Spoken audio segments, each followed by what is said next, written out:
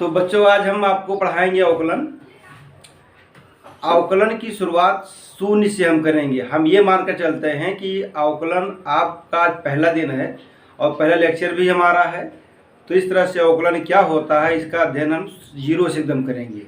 तो अवकलन पढ़ाने के पहले हमको बताना पड़ता है कि ये फंक्शन क्या होता है, तो इसलिए सबसे पहले हम डालेंगे फलन। फलन मतलब फंक्शन।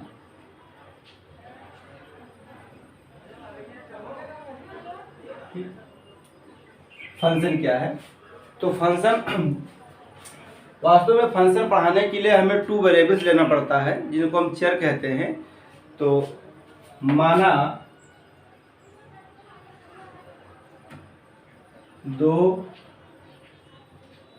चर राशियां x और y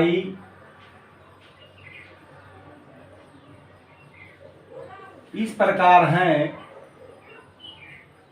कि x के प्रत्येक वास्तविक मान के लिए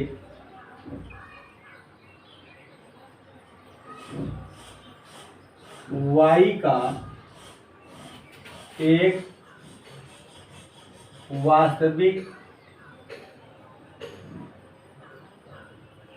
अद्वितीय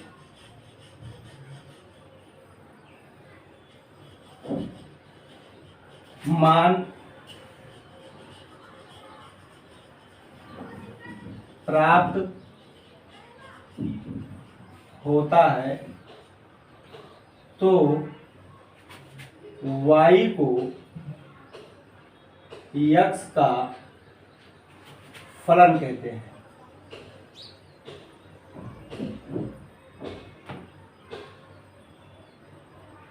और इसे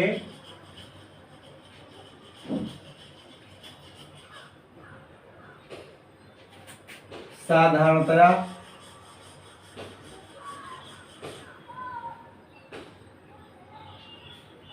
y इक्वल टू f(x) या y equal to g(x), y equal to r(x),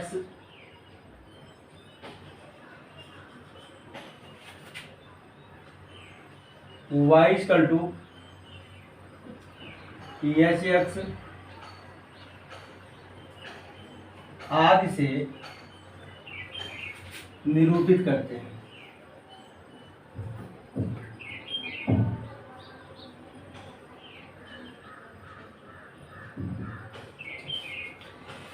तो ये कहा गया कि दो चर राशियां x और y इस प्रकार हैं कि x के प्रत्येक वास्तविक मान के लिए y का एक वास्तविक अद्वितीय मान प्राप्त होता है, तो y को x का फंक्शन कहते हैं। और साधारणतया इसे y बराबर f(x) या y बराबर g(x), y बराबर r(x) आदि से इसको निरूपित करते हैं। अब देखिए फिर बात लिखी गई है कि x और y जो है दो चर राशियां हैं, लेकिन x के संगत y का मान प्राप्त होता है, तो इसलिए यहाँ पर x को स्वतंत्र चर मतलब इंडिपेंडेंट वेरिएबल्स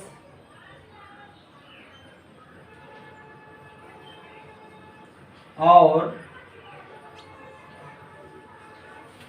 y को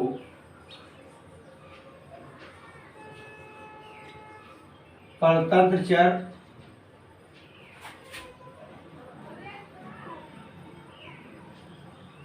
डिपेंडेंट वेरिएबल्स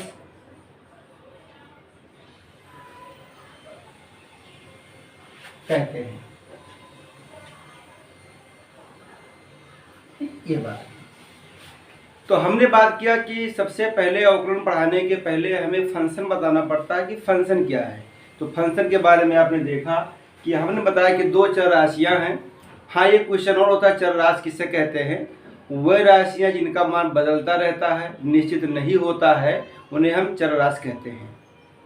जिनका मान बदलता रहता है और जिनका मान नहीं बदलता है, मतलब फिक्स होता है, उसे हम कांस्टेंट कहते हैं। ठीक, तो चर राशि के बारे में बात हो गई कि वह राशियाँ जिनका मान बदलता रहता है उन्हें हम चर राशि कहते हैं। और चर राशियों को साधारणतया X Y Z U V W X Y Z से निरूपित करते हैं। ये बात हो गई। अब फलन के बाद में अब हम लोग का हेडिंग आता है कि ये जो स्वतंत्र चर और परतंत्र चर हैं, इनके मानों में संगत वृद्धि क्या होता है। ठीक, हाँ, एक बात बता दें, इस पर एग्जाम्पल आपको हम दे दें। जैसे यदि किसी वृत्त की त्रिज्या स्मॉल r है, तो वृत्त का क्षेत्रफल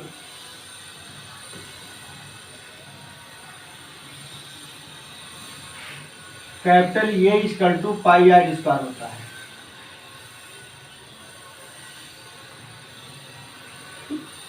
capital A equal to pi R square होता है। यहां आर के प्रत्येक वास्तविक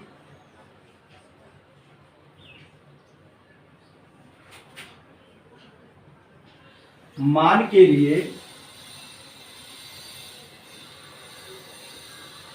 क्षेत्रफल कैपिटल ए का एक अद्वितीय मान प्राप्त होता है। एक छोटा सा हमने एग्जाम्पल लिया कि वृत्त है, उसकी त्रिज्या r है, तो उसका जो क्षेत्रफल होता है पाई आर स्क्वायर होता है। तो r के संगत ही क्षेत्रफल का मान प्राप्त होता है, मतलब जैसे जैसे हम r को चेंज करते हैं वैसे वैसे इसका क्षेत्रफल भी चेंज होता है। तो इस तरह से हम कह सकते हैं कि जो क्षेत्रफल है वो त्रिज्या r पर डिपेंड करता है। ठीक, इसलिए क्षेत्रफल कैपिटल ए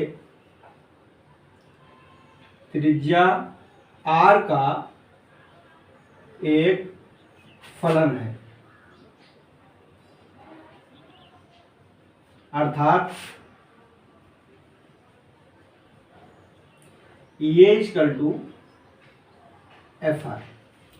इसी तरह से अन्य एग्जाम्पल भी आप देख सकते हैं। जैसे हम बात कोण की करें तो कोण का जो वॉल्यूम होता है 4/3 पाई आर क्यूब। तो यहाँ पर देखा जाता है कि v जो है फंक्शन किसका है? रेडियस का है। यदि हम बेलन के आयतन की बात करें तो बेलन का जो आयतन होता है पाई आर स्क्वायर एच। अब यहाँ टू वेरिएबल्स हैं, r और h है, तो ये v जो होता है ये फंक्शन हो जाता है किसका? r का मान h का। यदि हम आयत के क्षेत्रफल का बात करें तो आयत का जो क्षेत्रफल होता है लंबाई गुणे चौड़ाई होता है, इसलिए फंक्शन हो जाता है a और b का। मतलब क्षेत्रफल जो आयत का होता है वो लंबाई पर भी डिपेंड करता है और चौड़ाई पर भी डिपेंड करता है, इसलिए आयत का जो क्षेत्रफल होता है वो लंबाई और चौड़ाई दोनों का फंक्शन हुआ। इसी प्रकार देखिए हमने लिखा है बेलन का आयतन लिखा है पाई आर स्क्वायर एच। तो बेलन का जो आयतन होता है वो रेडियस पर भी डिपेंड करता है और हाइट पर भी डिपेंड करता है, इसलिए भी फंक्शन हो गया आर और एच का। इसी तरह से गोले का आयतन देखिए, तो गोले का जो आयतन होता है 4/3 पाई आर क्यूब होता है, तो किसका फंक्शन हुआ? वो रेडियस का हो गया। अगर हम सम की आयतन की बात करें तो ये होता है 1/3 पाई आर स्क्वायर एच। अब देखिए तो सम का जो आयतन होता है वो रेडियस पे भी डिपेंड करता है और हाइट पे भी डिपेंड करता है, तो इस तरह से भी फंक्शन किसका हो गया? आर और एच का हो गया। अगर हम वर्ग के क्षेत्रफल की बात करें तो वर्ग का क्षेत्रफल भुजा का स्क्वायर होता है, तो वर्ग का जो क्षेत्रफल होता है भुजा का फंक्शन हो जाएगा। ठीक, अब देखिए अभी तक हम बात कर रहे थे कि फंक्शन क्या होता है, फंक्शन बात किया। तो अवकलन को पढ़ने के पहले हमें ये समझना बहुत ज़रूरी होता है कि स्वतंत्र चर और परतंत्र चर, independent variables and dependent variables के संगत वृद्धि कैसे होता है। मतलब अवकलन पढ़ने के पहले स्वतंत्र चर और परतंत्र चर के संगत मानों में वृद्धि का समझना अति आवश्यक होता है। ठीक, तो देखिए हेडिंग लिखा गया है स्वतंत्र चर और परतंत्र चर में संगत वृद्धि, corresponding increment of independent and dependent variables. क्या देखिए, माना y बराबर एफ एक्स, चर x में एक वास्तविक फलन है।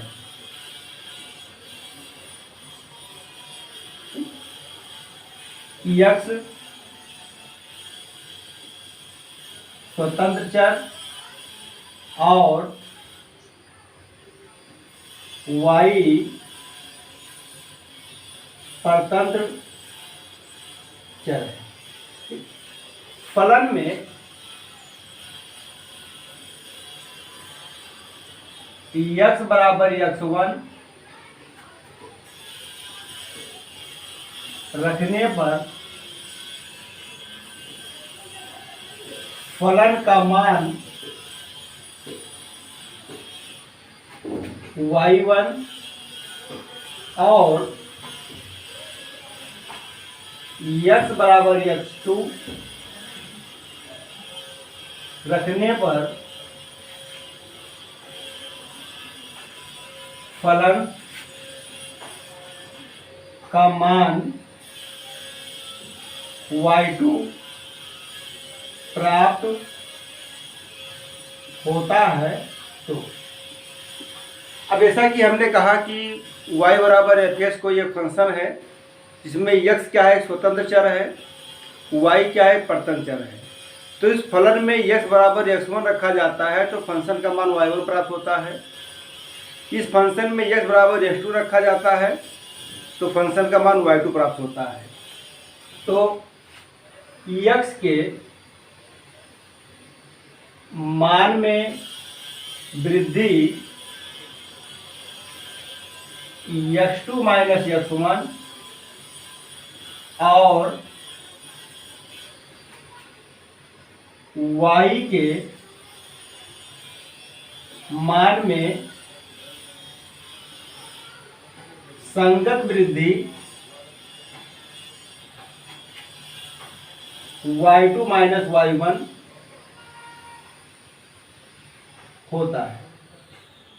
तो x के मान में जो वृद्धि आपका हुआ है वो x2 माइनस x1 और y के मान में जो संगत वृद्धि हुआ है y2 माइनस y1 हुआ है। साधारणतः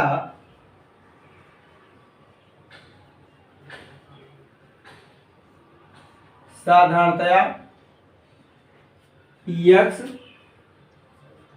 और y के मान में अल्प वृद्धि को क्रमशः डेल्टा x और डेल्टा y से निरूपित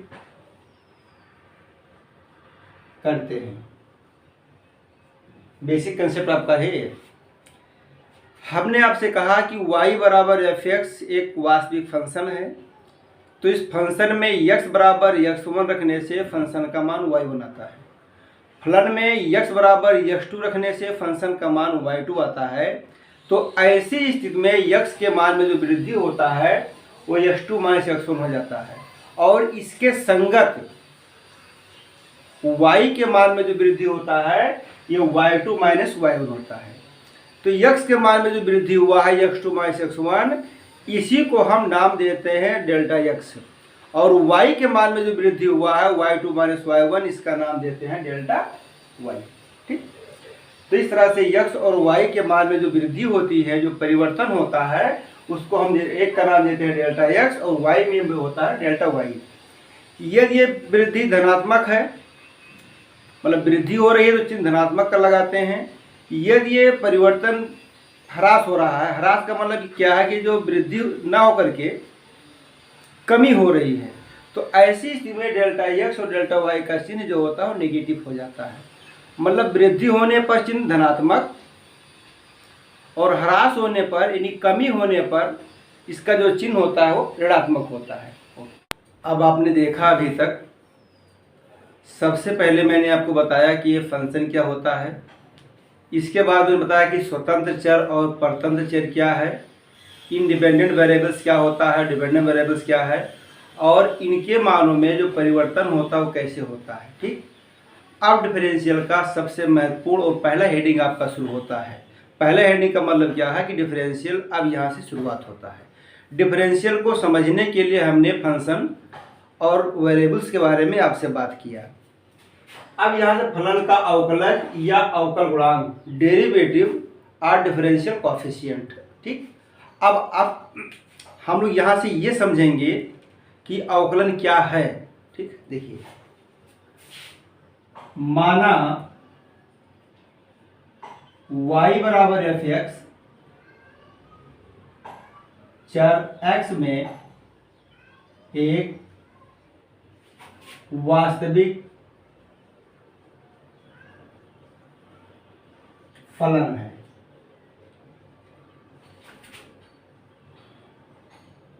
x के मान में अल्प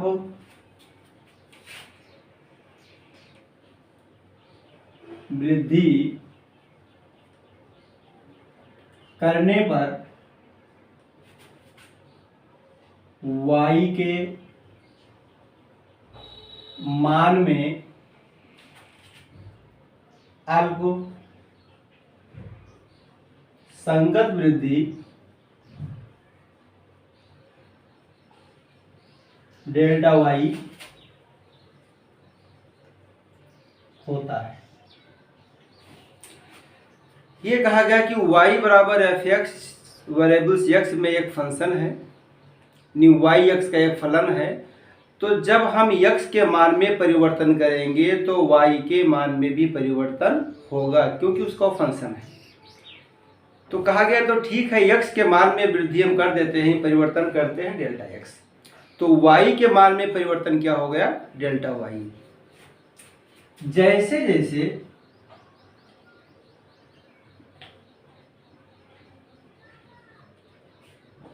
डेल्टा x शून्य की ओर अल्प मतलब कम होता है, तो वही शून्य की ओर अग्रसर होता है, वैसे वैसे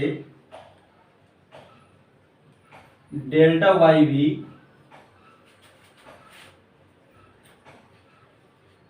शून्य की ओर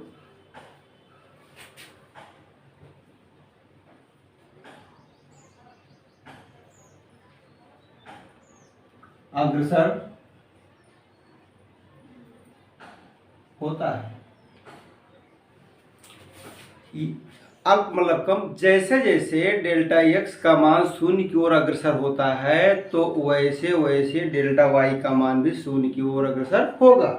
अर्थात इसका मतलब क्या हुआ, अर्थात डेल्टा x टेंड टू 0 और delta y tend to 0। Delta x tend to 0 there implies के लिए हमने और लिखा है डेल्टा y टेंड टू 0। तो या वृद्धि अनुपात delta Y by delta X का मान भी एक निश्चित संख्या की ओर अग्रसर होता है। परिभाषा समझिएगा अच्छे से, एक बार दोबारा बता दें। y बराबर एफ एक्स कोई एक फंक्शन है, तो जैसे हम x के मान में अल्प वृद्धि डेल्टा x करते हैं तो वैसे ही y के मान में अल्प वृद्धि डेल्टा y हो जाता है। जैसे जैसे डेल्टा x शून्य की ओर अग्रसर होता है, शून्य के पास जाता है, वैसे वैसे डेल्टा y भी शून्य की ओर अग्रसर होता है। तो ये जो वृद्धि अनुपात है, वृद्धि अनुपात का मतलब ये हुआ कि y में जो परिवर्तन हुआ है डेल्टा y है और x में जो परिवर्तन हुआ है वो डेल्टा x है। तो वृद्धि अनुपात यदि delta y by delta x का जो मान होता है वो भी एक निश्चित संख्या की ओर अग्रसर होता है। तो ऐसी स्थिति में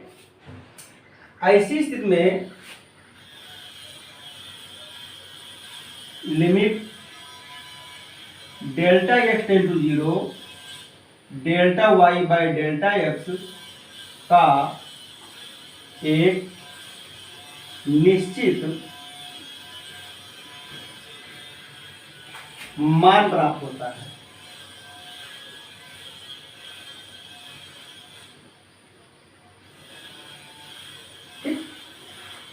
मतलब delta y by delta x भी एक निश्चित संख्या की ओर अग्रसर होता है, मतलब एक निश्चित संख्या की ओर जाता है। तो ऐसी स्थिति में limit delta x tend to 0 delta y by delta x का एक निश्चित मान प्राप्त होता है, एक निश्चित मान प्राप्त होता है। इस निश्चित मान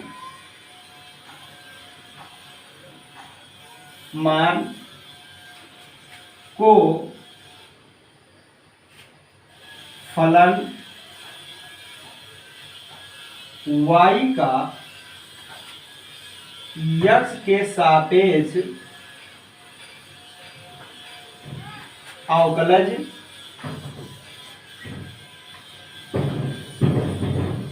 डेरिवेटिव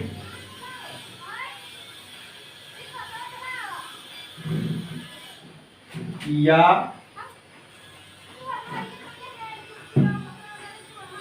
अवकल गुणांक differential coefficient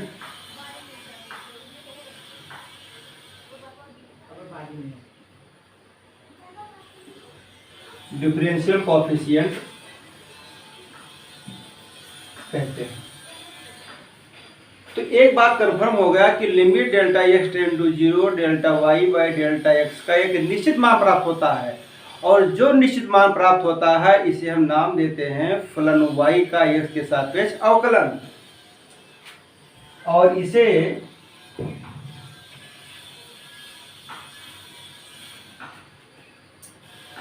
dy by dx से निरूपित करते हैं। अर्थात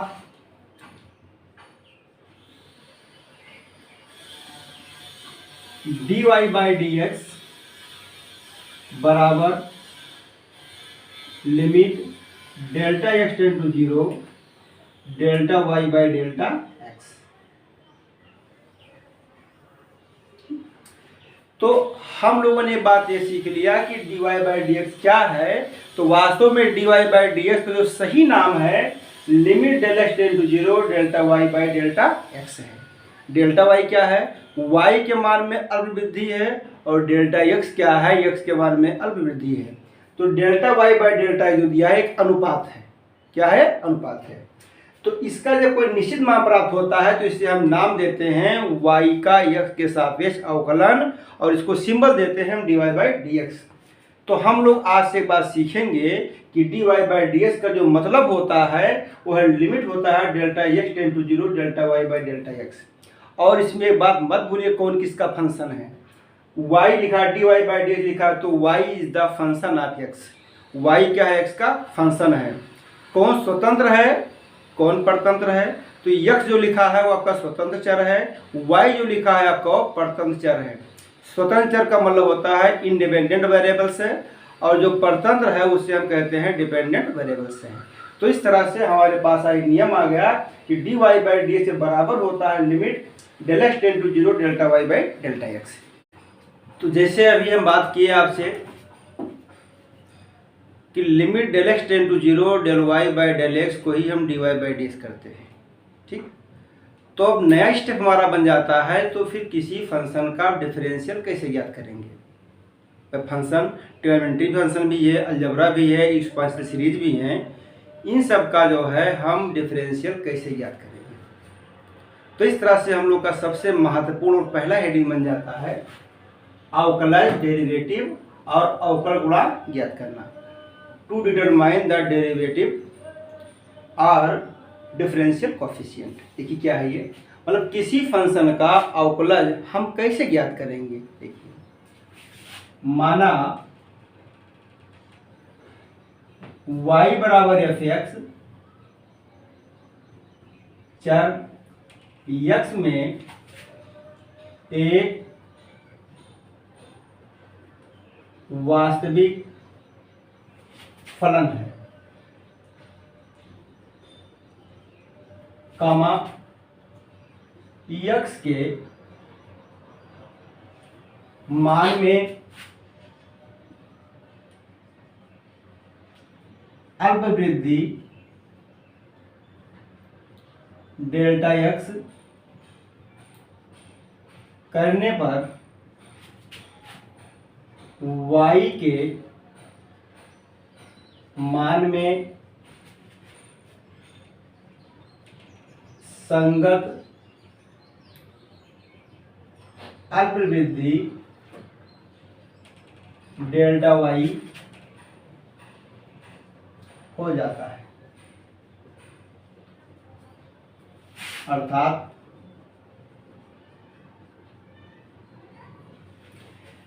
जैसा कि हमने कहा कि y is the function of x, means x जो है इंडिपेंडेंट वेरिएबल्स है एंड d जो y जो है आपका डिपेंडेंट है। तो x के मान में अल्प वृद्धि हमने डेल्टा x किया तो y के मान में अल्प वृद्धि डेल्टा y हो जाएगा, क्योंकि y is the function of x। अर्थात कि y इक्वल टू f(x) है।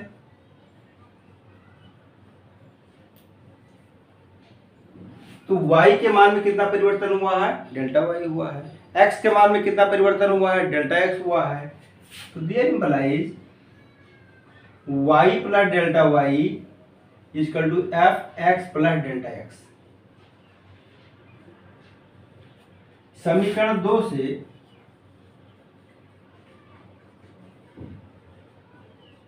समीकरण 2 में से समीकरण 1 को घटाने पर, जब इसको हम घटाएंगे तो y से y हमारा कैंसिल हो जाएगा और हमको मिल जाएगा डेल्टा y बराबर f(x) plus delta x minus f(x). ठीक, लेकिन हम लोगों ने तो अभी बताया था कि dy/dx का जो अर्थ होता है, जो सही फार्मूला निकल के आया था, limit del x tend to 0 del y del x था। बट यहाँ पर क्या मिला है? Delta y। इसलिए इसके दोनों पक्षों में हम डेल्टा x से भाग कर देंगे। तो f(x) plus delta x minus f(x) upon delta x। There implies limit delta x tend to 0 delta y delta x equal to limit delta x tend to 0 f(x) plus delta x minus f(x) upon delta x. बराबर के बाएं side में क्या लिखा है limit delta x tend to 0 delta Y by delta x. और इसके बारे में हम लोगों ने बात किया है कि limit delta x tend to 0 delta Y by delta x जो होता है यही तो हमारा d y by d x है। तो there implies d y by d x ये बराबर होता है limit delta x tend to 0 delta Y by delta x, ये बराबर होता है limit delta x tend to 0 f x plus delta x minus f x by delta x.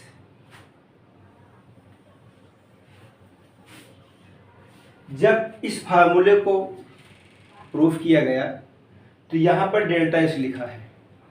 कुछ बच्चे कभी कभी ये समझ जाते हैं कि जो डेल्टा एक्स लिखा है इसका मतलब डेल्टा गुणे एक्स होता है, जो कि गलत है। डेल्टा एक्स मतलब एक सिंबल है, आपको ये नहीं समझना है कि डेल्टा इंटू एक्स लिखा है। तो इस रूट से बचने के लिए डेल्टा एक्स को नया नाम दे दिया गया और ये नया नाम दे दिया गया एच। जो डेल्टा एक्स उसको नया नाम दे दिया गया क्या, एच। तो इस तरह से डेल्टा एक्स को एक नया नाम दे दिया गया है एच। तो इस तरह से जो d y by d x होगा ये बराबर हो जाता है limit h tend to 0 f x plus h minus f x upon h. ये चीज है।